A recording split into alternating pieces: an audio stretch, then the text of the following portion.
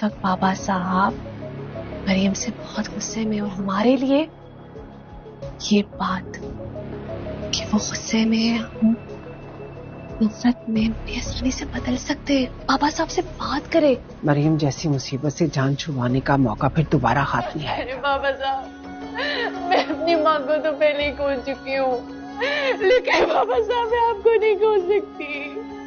मुझे इतना दुख मत देख के मैं सह न सकूं बाबा साहब। बाबा साहब,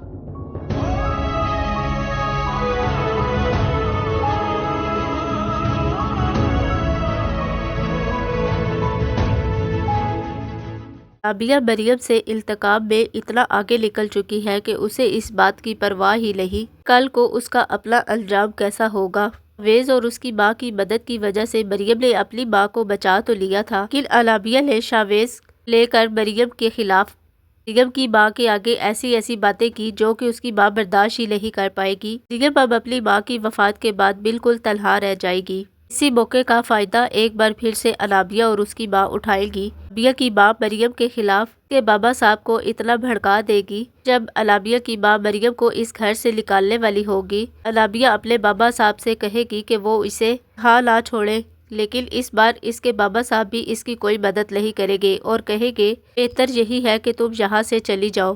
अलाबिया की माँ मरियम को धक्के देकर घर से निकाल देगी।